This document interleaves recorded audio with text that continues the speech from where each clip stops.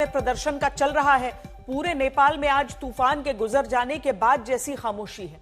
काठमांडू में अब सेना ने मोर्चा संभाल लिया है। जगह जगह सेना की तैनाती दिख रही है, लेकिन कल की हिंसा के निशान इतनी जल्दी नहीं मिटने वाले। कल नेपाल में युवाओं के आक्रोश के आगे सरकार को सरेंडर करना पड़ा। ओली सरकार को सत्ता से बेदखल होना पड़ा। नेपाल में आंदोलनकारियों ने कल जबरदस्त हिंसा की थी। संसद, सुप्रीम कोर्ट सबको जलाकर राख कर दिया। इस वक्त नेपाल में हालात पटरी से पूरी तरह उतरे हुए दिख रहे हैं। आगे का रास्ता अनिश्चित दिख रहा है। सेना हालात काबू में करने में लगी है। आंदोलनकारी युवाओं से बातचीत चल रही है, लेकिन कोई नहीं जानता नेपाल किस रास्ते आगे बढ़ेगा।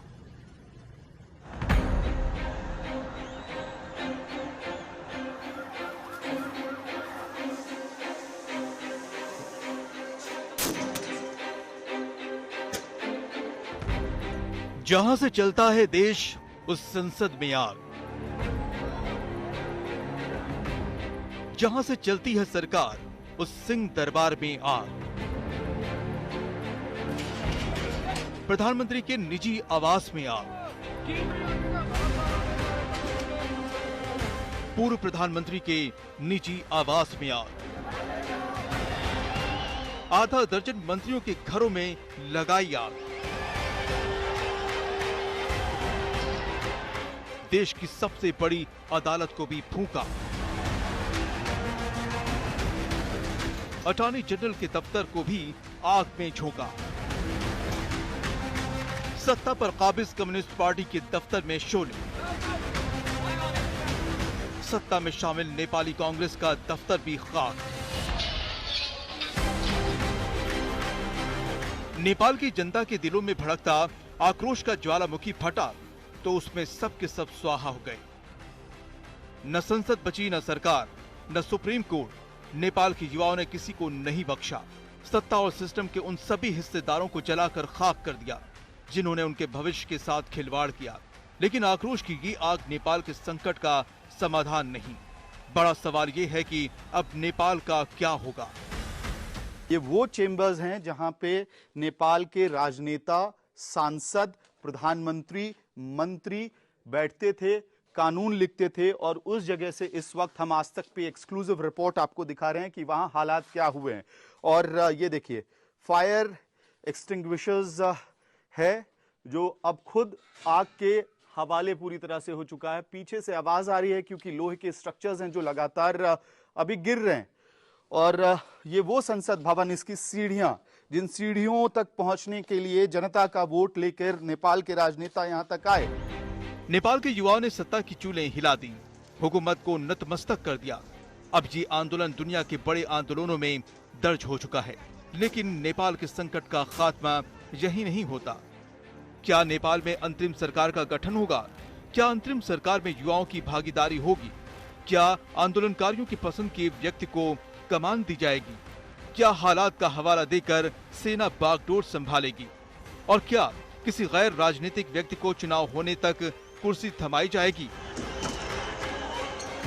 जब हालात अराजकता और अनिश्चितता से भरा हो तो कुछ भी कहना मुश्किल होता है। नेपाल में इस वक्त यही हो रहा है। दो चेहरों की जबरदस्त चर्चा है। पहले दावेदार हैं बालिन शाह, जो कि 2022 में काठमांडू के 15वें मेयर बने। निर्दलीय प्रत्याशी के तौर पर जीतकर उन्होंने इतिहास बनाया। काठमांडू की सड़कों, फुटपाथ की साफ सफाई, निजी स्कूलों पर नकेल के चलते वो लोकप्रिय हो गए। बालिन शाह की बेदाग छवि और भ्रष्टाचार के प्रति जीरो टॉलरेंस की नीति नौजवानों को बहुत पसंद आती है। टाइम मैगजीन ने 100 उभरते नेताओं की सूची में उन्हें शामिल किया। शीर्ष 100 शख्सियतों की सूची में शामिल किया था। बालिन शाह आंदोलन में शामिल नहीं हुए, लेकिन युवाओं के वो चहेते हैं। आंदोलनकारी उन्हें देश की कमान सौंपने को कह रहे हैं। और जिस एक और चेहरे पर निगाहें हैं, वो हैं नेपाल के पूर्व गृह मंत्री रवि लामिछाने। लामिछाने राष्ट्रीय स्वतंत्र पार्टी RSP के प्रमुख हैं। 3 साल पहले यानी 2022 में उन्होंने अपनी पार्टी बनाई। लामिछाने की पार्टी ने इस आंदोलन का खुलकर समर्थन किया। उनकी पार्टी के 21 सांसदों ने एक साथ इस्तीफा देकर ओली पर इस्तीफे का दबाव बनाया। तो क्या होगा भंवर में फंसे नेपाल का भविष्य? ये इस वक्त लाख टके का सवाल है। वीरगंज से रोहित कुमार, नेपालगंज से आशीष श्रीवास्तव के साथ अमित भारद्वाज, काठमांडू, आज तक। हिंसक प्रदर्शन रोकने के लिए सेना ने मंगलवार रात 10 बजे से पूरे देश का कंट्रोल अपने हाथ में ले लिया है। इसके बाद भी कई इलाकों में हिंसा जारी है। प्रदर्शनकारियों ने कल शाम को संसद से लेकर सुप्रीम कोर्ट तक में आग लगा दी थी, जिसके चलते 25,000 से ज्यादा केस फाइलें राख में बदल गईं। संसद में कल की आग के निशान आज राख के रूप में दिख रहे हैं।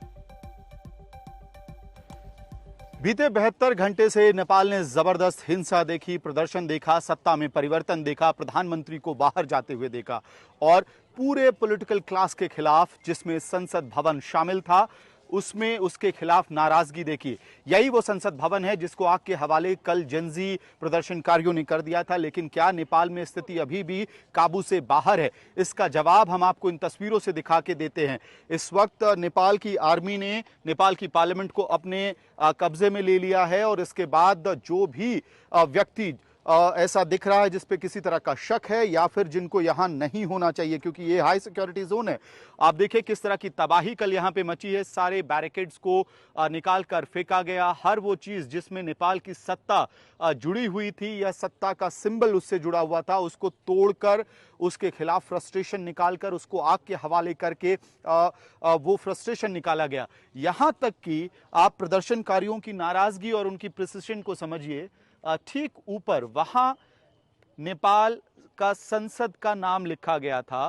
प्रदर्शनकारी ऊपर गए और संसद के नाम को वहां से उखाड़ा। ये एफर्ट लगाया गया है बाकायदा और पूरी जगह पे आपको सिर्फ तबाही का मंजर दिखाई देगा। और केपी शर्मा ओली जो प्रधानमंत्री थे नेपाल के, उनके खिलाफ जिस तरह के नारेबाजी हमने नेपाल की सड़कों पे जनजी प्रदर्शनकारियों द्वारा सुना, वो अपने आप में गवाह है कि आखिरकार किस तरह का फ्रस्ट्रेशन यहां लोगों के अंदर भरा हुआ था। केपी चोर गद्दी छोड़, ये नारे लगातार लगाए जा रहे थे प्रदर्शनकारियों द्वारा। और आप देखिए ये सिक्योरिटी चेक की जगह है जो आग के हवाले की गई है।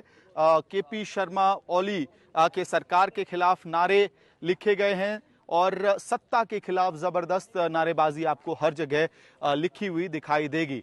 लेकिन एक अहम तस्वीर उस बदलाव और तब्दील की हम जरूर देख रहे हैं कि अब नेपाल के हर अहम सड़क, हर जरूरी इंस्टॉलेशन के बाहर इस वक्त नेपाल की आर्मी ने अपनी प्रेजेंस दिखा दी है और प्रदर्शनकारियों को यह कह दिया गया है कि अब किसी भी रूप में सरकारी संपत्ति को नुकसान पहुंचाने नहीं दिया जाएगा।